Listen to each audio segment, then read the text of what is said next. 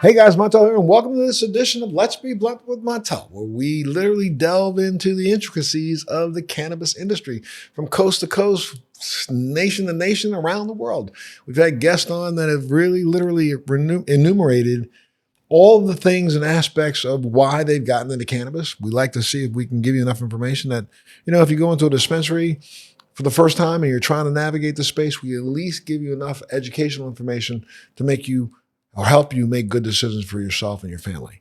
And today we're going to hone in on the Garden State. I'm talking New Jersey. Of course, I'm your host, Montel Williams. And today we're joined by an incredibly knowledgeable guest who's joining us. Her name is Danielle Wildstein. She's the founder and CEO of Blue Oak Dispensary. Danielle, welcome to Let's Be Blunt with Montel. Thank you so much. I just want to thank you for having me. I am a longtime fan. Oh my goodness, thank you. So excited to be here. I really appreciate that. Well, look, we're glad to have you. Let's, for those who don't know anything about you, I'm going to take you on a trip down your own memory lane. Let's go way, way back. Where you're from, where you grew up, what you were about when you were growing up, where'd you go to school? Give me all the stats. Born and raised in New Jersey. Okay. Born and raised in Pompton Lakes. Left for a little bit to go to college. Came back to start working. I live now in Scotch Plains and opening Blue Oak Dispensary in Bloomfield. Okay, well that's good because you gave me background, but that's kind of a big jump here. Grew up, opened a dispensary. No. Come on, what happened in between? Because you have like a pretty extensive history in management consulting, especially with the pharmaceutical industry, and also in other areas from film to fashion to you name it. So. Transitions. Where'd you go to school? Sure. I went to Lehigh and I grad school in Fordham. All right, Lehigh. I keynoted their graduation at Lehigh years ago. Okay, so then you went to Lehigh. What'd you graduate with? BA in psychology. Okay, in psychology. Psychology. So again, too big of a step. Let's break this down. So you get out of college in psychology, and then you start working in the pharmaceutical industry? I did. So don't you think that's a stretch? It is. Okay, please, yes. I never do anything in a traditional way, ever. Gotcha. So when I graduated, I knew I wanted to go into business. I wanted to work. And I was told with a BA in psychology, I had to go to grad school. Okay. I thought, all right, I'll just put that on the back burner. Maybe I'll go back, but I want to work a little bit. And so I learned about the business aspect of psychology. So organizational psychology. And I was very fortunate to get a job at a college with Accenture, formerly Anderson Consulting. Okay. And they had a change management human performance division. So I was hired into that and just the people division. And I got deployed to the pharmaceutical industry. Okay. And then what were you doing with pharmaceuticals? Were you helping to have them strategize marketing or what were you doing? Everything and anything. Okay. So we had, it was mainly big pharma at the time. And so I had my first project was at Astra. It was then Astra Pharmaceuticals. Okay. Helped with the merger between Astra and Zeneca, and I was on the people side. So I developed communication plans, leadership development plans, looking at the process of what do we need in terms of employees. Okay. And so I developed operations, training plans, helped with sales launches. And during this time frame, were you introduced to cannabis? Where did cannabis come from in this journey? Great question. I actually smoked cannabis for the first time in college. Okay. Like a lot of people. Like a lot of people. Sure. And it was not a great experience. Okay. And so I tried it again. It was better. But that was in the late 90s. Okay. And I graduated, turned 21, and wanted my cocktails. Cannabis was not legal. And I didn't swing back around to cannabis until I'd say in the last 5-6 years. Okay. But for me, I've always been interested in cannabis, and it really comes down to my mom. My mom was in a bad car accident when I was in high school. She also had epilepsy and suffered from lung cancer, and she unfortunately passed away before she had access to medical marijuana. So sorry. So thank you. And I wish that she had been alive to have access to it. Had she thought about it while she was here? She did. We just didn't have access in New Jersey. And honestly, I didn't know how to go about going to even though probably, what year was this? Gosh, it was late 80s, early 90s. It was everywhere in New Jersey. You just didn't know where to look. But go ahead. Yeah. And I wouldn't even know what to give her, right? Because I didn't even know how to talk about it. I didn't know who to go to. The war on drugs, cannabis is bad. It wasn't even called cannabis, pot, weed, marijuana. So I wish she just had access to it. Would it have cured her from all her ailments? Sure. Maybe not, but it would have given her a better quality of life. Sure. So when I started thinking about wanting to start my own business, I really wanted to be connected to a space. And I believe in cannabis. I believe in the power of the plant. I believe in health and wellness. One of the reasons why I went into pharmaceuticals. Sure. And I even thought about going back to nursing school at one point, become a nurse practitioner, because I wanted to remain in that space. Mm-hmm. And so when I knew cannabis was coming up for adult use legalization in New Jersey, I was in. I was hooked. I was going to apply. You were married at the time? Yes. And your husband looked at you like you were crazy? 100%. Absolutely. Yeah, but you're sitting over there. But that's okay. Yeah. You looked at her like she was crazy? Yes. Yeah. No. And so you said, well, baby, I think I want to get into cannabis. No, I want to also slow that down a little bit, because you did like you did for the pharmaceutical industry, actually delved in and started learning a little bit more than the typical person about the cannabis journey. I did. Okay. I did. And when I was in the pharmaceutical industry, I didn't just stay in one place. I learned all aspects of it: the sales side, the R&D side, clinical trials, the operations side, the human performance side, and I loved it.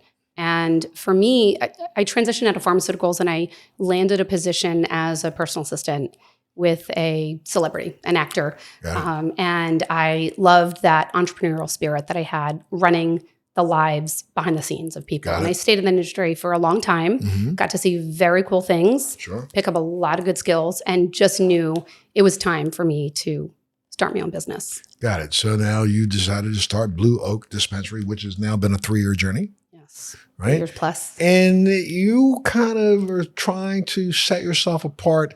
How? I thought about my journey coming back to cannabis and what I was missing and what I needed. And I needed information. I wanted a safe place to ask questions, to learn about it without judgment. I wanted to build my confidence because I wanted to not have my journey be someone else's. I didn't want it to be dictated. So I knew when I was thinking about what Blue Oak was going to be, it was based around education, connection with customers, and coming into the adult space. Although it's adult use dispensary and it's not medical, that connection to the customers, whether they're called customers or patients, needs to be there. Yeah, and I guess, I wish this entire industry would just adopt and understand the fact that any person who is drawn to cannabis over other substances are drawn to it whether they want to admit it or not, for some underlying medical reason.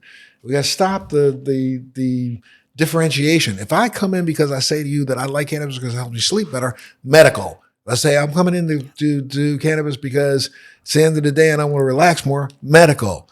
I want to ease my anxiety, medical.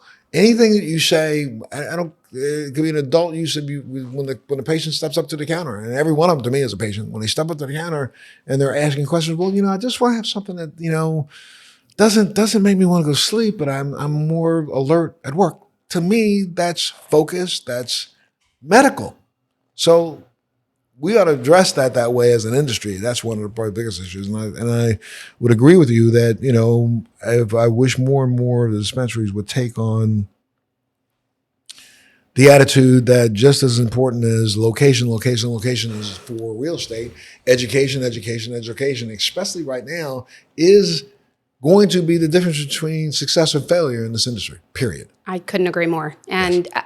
I understand the distinction between a medical license and an adult use, but at the end of the day, anyone that walks in, exactly as you said, there is a health and wellness reason, even if that's not the main one that they give us. If you deserve a quality formulated aspirin, which doesn't need a prescription, then why can't you have a quality formulated, substance like cannabis done the same way? They formulate aspirin at the GMP national level, FDA approved, be it for you to be able to sell them on the shelf. So that's not a prescription medication. And not even on schedule now. I think aspirin has been descheduled since it was first created, and is probably the most deadly substance you have in your medicine cabinet at home, because your child gets a hold of it, goes in and takes a bottle, they're going to bleed out on the kitchen floor before anybody can come home and help them. Yet we sell this and can let children buy it at CVS. The kid can walk through CVS, pick up a bottle of aspirin, throw it in a cart with some Juji Bears and some Coca-Cola and walk out the door, and nobody's going to question it. They're not going to ask for the age of a kid buying aspirin. Right. That is, And don't get me started on what we claim to be nutraceuticals, from everything from, I don't care about Tylenol, whatever, all these drugs. Lots of contradictions. Correct. And for me, it's medical mindset first. It's not product first. Right. It's customer first. It's education first. Yes. And then everything else follows. So that's what my lead in for Blue Oak was. That's what I built my dispensary around. Absolutely. And your banner is naturally refined. Yes. Explain what that unique idea means. The plant, natural. It's basic as far as, what it looks like. It has a lot of power and punch and dimension to it. Refined is it's something that we can create from the plant itself, and it can doesn't have to be one size fits all. It can be something for everybody. Okay, you're like a little fireball, and I'm gonna, it jumps to attention. People who are tuning in and looking. You're a woman. Oh yes, in fact, for sure. And you are unique to this industry worldwide. You know that, right? Yes, it humbles me and it excites me, and yes, it should do both. But I mean, and at the same time, I would say that though you have probably faced some unique, road bumps and obstacles that others have not. Correct? Correct. Because I'm sure that you're again, just by the fact that you're going to open up a place that has a moniker like you have of trying to educate and trying to make sure you put out quality product isn't necessarily the same for every single person in this industry right now. And Correct. What's really kind of ridiculous to me is that, as much as we continue to fight amongst each other, that will be our downfall. Doesn't matter how quality one store is over another, unless we figure out a way to come together and turn this into a true collective industry. I think, let me throw this out at you. First off, let's go back to being a female in this industry, getting ready to open up the doors to your shop and give out the stats and stuff right now. Where can people follow you to figure out what day you open? Give all that stuff. All right. So Blue Oak Dispensary, Okay. Bloomfield, New Jersey. Grand opening this Sunday, February 25th. The website is blueoaknj.com. And if people show up and say they listen to this podcast, they get 2% off. Correct. There you go. You hear that? Correct. You get 2%. Listen, 2% off. You need to jump out. We welcome everybody. There you go, for sure. On Instagram at BlueOakNJ. And there's a lot of people traveling through New Jersey right now. Don't know what they're going to do next week. They may as well come by and see you. Right off at exit 151 in the Garden State Parkway. Exit 151 Garden State Parkway. And the .com stuff is?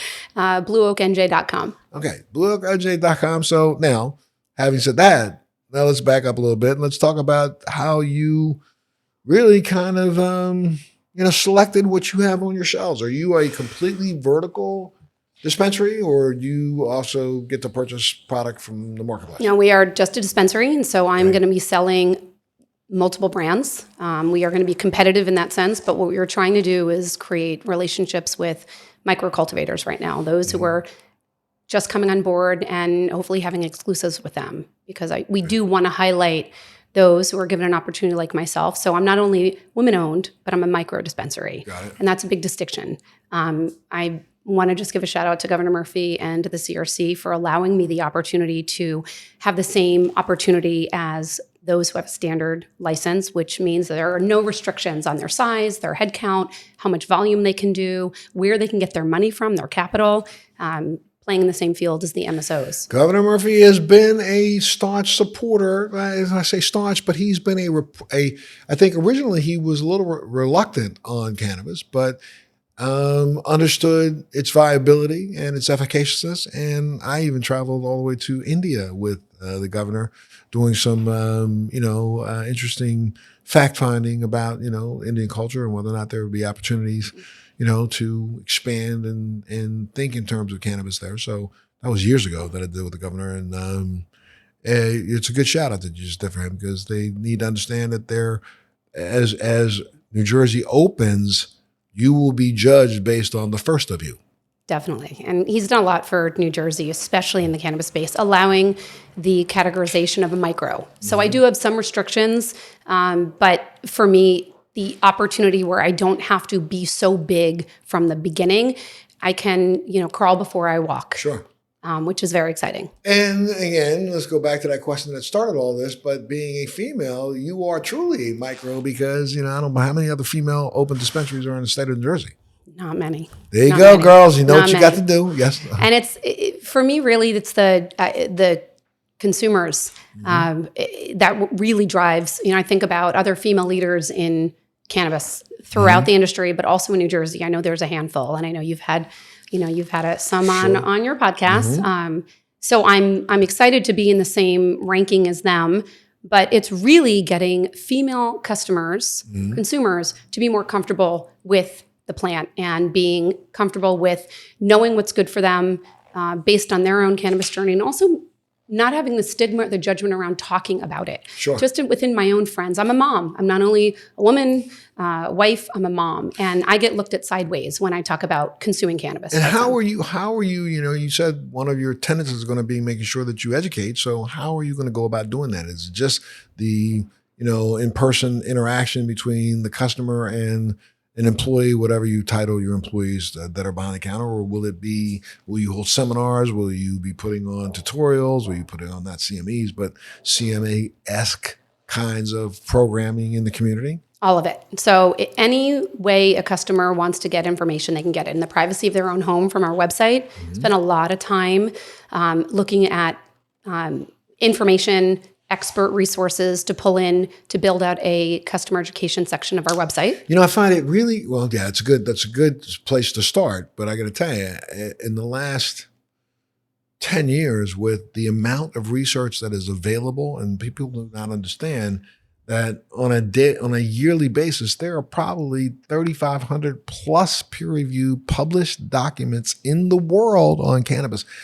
Last 10 years alone, there's 35,000 of them up there. And I will venture to say that the majority of people who hear my voice right now haven't clicked on any of them to read anything.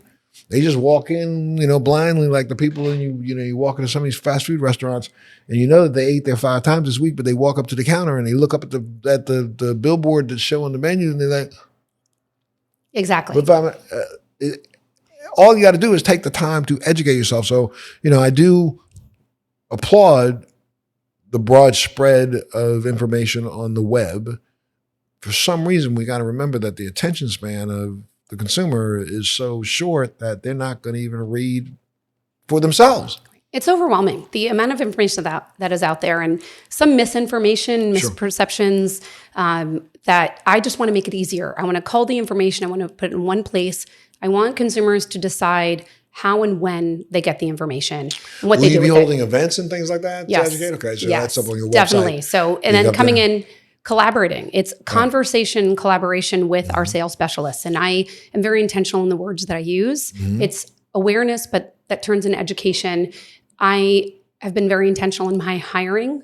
All of my staff members come from the cannabis industry. I wanted them to bring knowledge and skills and be able to collaborate with customers on creating their own cannabis journey. Say one more time where Blue Oak is located at, what little town? Bloomfield, New Jersey. Bloomfield, New Jersey. Is that hard to get to? Is it off the highway? Super easy. It's super easy. It's near Montclair and Clifton, right off the highway. And it's a great town. And tell me a little bit about the differentiation of the New Jersey law for opening dispensaries. And will you eventually be able to have like consumption on location, or will you have to get another license to do that? What's up? So consumption lounges that's the latest what they're allowing in New Jersey. So in New Jersey, there's 2 classifications of a license. There's a micro, which is myself, which is just basically smaller size, and a standard. A standard is what everyone thinks of with the MSO, right? Large scale, you walk into a dispensary. I can just sell. What I can do is I can convert that into a standard if I wanted to. I can apply for a vertical if I wanted to go into product.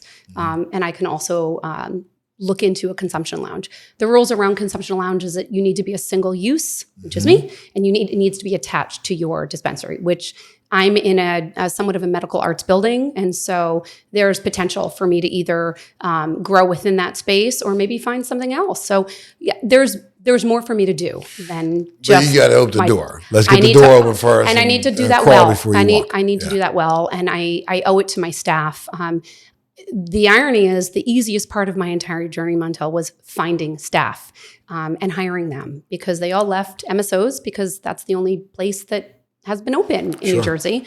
And the number one reason why they wanted to come work at Blue Oak was because of my focus on education and connecting with the customer. And unfortunately, a lot of that was lost with the conversion from medical to adult use. Sure. It was pushing product first, sales, volume. And what's the interaction with the local municipality? I mean, is there something in New Jersey or local municipalities allowed to opt out, opt in, all that kind of stuff?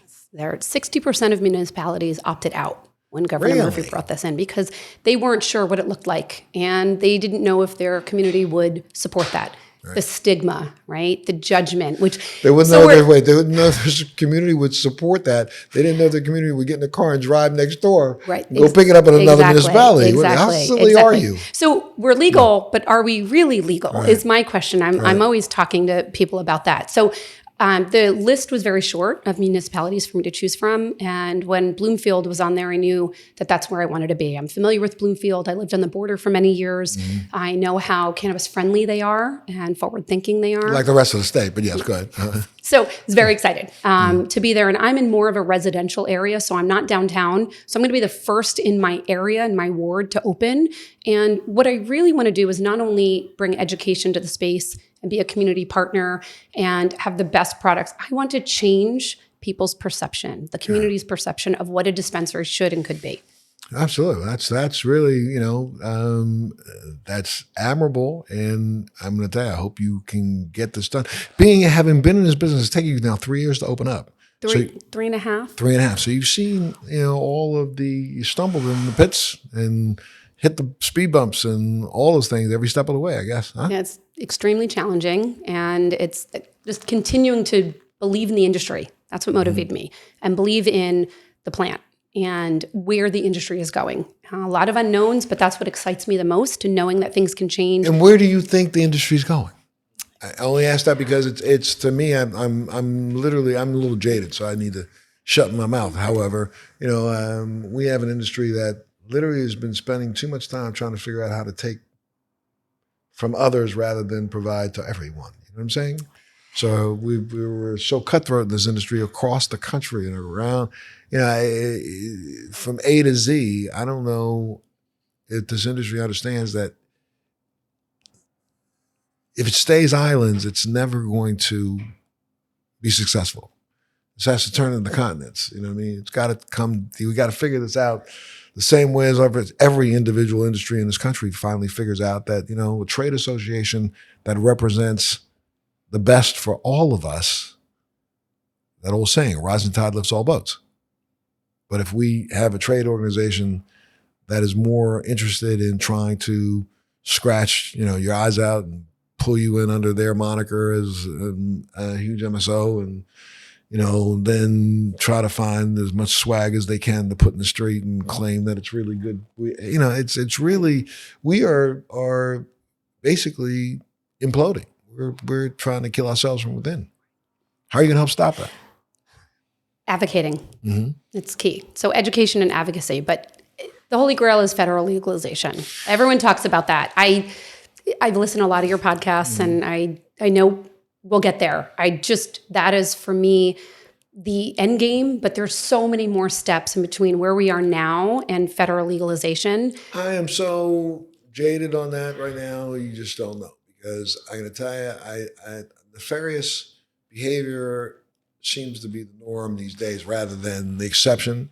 And, we have to be careful what we ask for, especially when it comes to what is federal legalization. If federal legalization is rescheduling this to a Schedule 3, you're wasting your money building out a facility. Because remember, go Schedule 3, what does Schedule 3 mean? Has to be a prescribable quality medication. Who has their thumb on what is considered a medication? Group called FDA. Remember, FDA gave themselves a patent on this substance in 2002. The FDA and has renewed it at least 3 times. They own the patent on CBD. So you put a CBD product on your shelf, and I've been saying this in the last couple of months, everybody, well, let's get it rescheduled. At least you start there, we'll get banking. I don't care if you have banking. Because at the end of the day, it's going to be worthless if the Fed walks in your building and says, I love what you guys have been doing here at Blue Oak. It's great. Everything on the shelves right there and everything right there is illegal because we own the patent. Get it out of here in the next 5 days. And if you don't, then you lose your license. And so anything that even touches CBD could be yanked off the shelves just by one presidential signature saying, I'm going to force the DEA to schedule from Schedule 1 to Schedule 3. We need to stop this madness about the Schedule 3. Get that out. Now, if in fact they step in and say, we will take it completely off schedule, make it a nutraceutical, but we're going to require that, what is that term at the government they use, suitable for consumption, human consumption or something, is that weird term. If they decide that the way that they basically certify or not certify, but at least hold standards for nutraceuticals, if they push it into that realm, that means that there comes another government organization that's going to tell you that everything on your shelf needs to be tested before we allow you to sell it. We're going through this right now in Georgia. I've got a partnership in the state of Georgia. The Georgia administration, the administrators who are putting this together are requiring that every SKU be tested and certified by them. Every SKU. You can have 5 carts from one brand. 3 of them pass, the 4th one won't. Arbitrary. That's at a state level right now. Can you imagine what's going to happen if all of a sudden tomorrow the Fed says we have to certify every bit of what's being sold to guarantee that you're not selling something to hurt people? We got to be, I don't know, it's not to say careful, but we just have to be really, really, really observant. Pay attention to what federal legalization means. I agree. It's that definition because, like I said earlier, we're legal, but are we really legal, right? What does legal mean, right? It's illegal enough to arrest you in another area if they feel like it. Right. You know what I mean? You look in places like Chicago and Illinois and a lot of these states where they've allowed individual municipalities to opt out. You can buy product at a dispensary on that street corner right there, put it in your pocket, walk over to that street corner right there, and a police officer saw you come out of that one over there, sees you over here, you can be arrested for carrying an illegal substance. I was told somewhat recently by a DEA agent in New Jersey that I better hope that he never walks into my dispensary.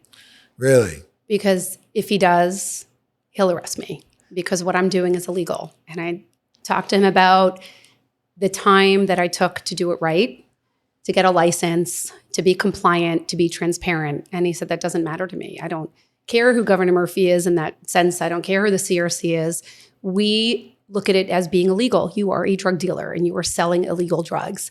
And it was shocking to me because although I do know we're not legal federally, to hear it put like that after for many years we've had cannabis legally. Cat's out the bag. It's been here, and not to dispute the legalization of cannabis, but we know it works, and we started out giving it to the most vulnerable people, patients who have very. But next time this clown says that to you, you should say, well, it's really weird because instead of arresting me, you should go down to Washington, D.C. and arrest every single one of those people that call themselves congressmen or senators. He's going to say, why would I do that? They've been supporting. No. Excuse me, homie. The federal government has been dispensing marijuana every month for the last 60 years through a program out of the University of Mississippi that every year, every time there is a budget, in that budget, there's a budget line that allows Congress and Senate to agree to continue to pay what's been happening at the University of Mississippi every single year. So for the last 50-something years, there are still now, there's only 5 of them left. 5 patients that started out in this original program of like 22 that are alive today that get a canister of marijuana from the federal government every single month. So if you want to really go after a drug dealer, go after the Congress and the Senate because they are the dumbasses that sign this bill every year claiming that they recognize that the University of Mississippi is growing an efficacious medication. Wait a minute. So that means that they believe that the medication works. The same ones who say that it doesn't work. You know what I mean? So it's so asinine. So if that fool decided to come in and bust you, I literally would tell you that I know that there are some lawyers in this country who are ready to take that on. They've already done it in Nevada. They pulled cannabis off of the schedule in Nevada. So, individual states are making some headway. And this guy who thinks that he knows everything, you ought to tell him it's patent number 6630507. Look it up. If you think you're so smart, Mr. DEA fool, remember that you, being part of the federal government, own the patent on CBD and minor cannabinoids that you allowed your government to spend money on 20 years ago. Oh, you didn't know that part. So you're saying I'm breaking the law? I guess I'm breaking the law. The same way that the Senate and the Congress is breaking the law, that's the way you are. And I say bring it, because I know that if in the off chance that were to happen, I would continue. And we talk about federal legalization, but I do want to bring it back to the community and to the consumers, because I'm not going to sit back and wait for the federal government to legalize. There is so much we can do at the community level, grassroots community level, and state level. That's when I think you've nailed it when it comes to education. That's part of the reason why this industry has to come together. Consumers drive this more than the provider. It's the reason why pharma understands that paradigm. That's the reason why every time you turn on your television set, every 15 minutes there's a commercial driving you to ask your doctor a question about something that you heard on TV. You don't even remember the daggone name of the drug, but you've seen it enough, and all them smiling people, take your drug. Yeah, that person goes to the doctor's office and says, "Have you heard about ecoderivates or about the Buddhist?" And he says, "Oh, well, I've got some samples of it right here." And why? Because homie dropped off the bundles of those samples, paying him to make sure he come on now.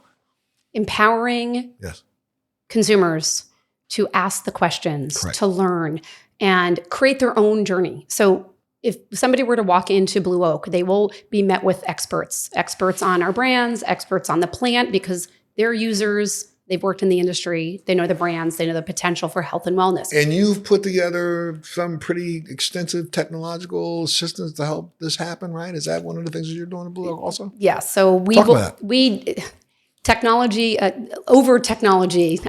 We have a lot of back-end systems that are helping us, not just from getting the customers to be able to buy and walk out, but getting them to understand what our loyalty programs are going to be like, discount programs, doing all the front end on social media, just to get them to be more comfortable and secure walking into our establishment and be able to ask questions. We do have a private consult room, which is different. A lot of medical dispensaries had introduced that concept, but they've closed that door, and adult use does not have that. And I want to be able to give what really a target audience for me is moms. Got it. Moms, and this almost secret society of women who are cannabis users, and they enjoy it for a multitude of reasons, Absolutely. Health and wellness, social, but they can't talk about it. They can't talk about it because the judgment, or they whisper about it. I'm like, do you whisper about your cocktails that you have at the bar? Do you, whisper about, anything else that you need to take to balance your life out of the stressors and all the pulls that you have on your time?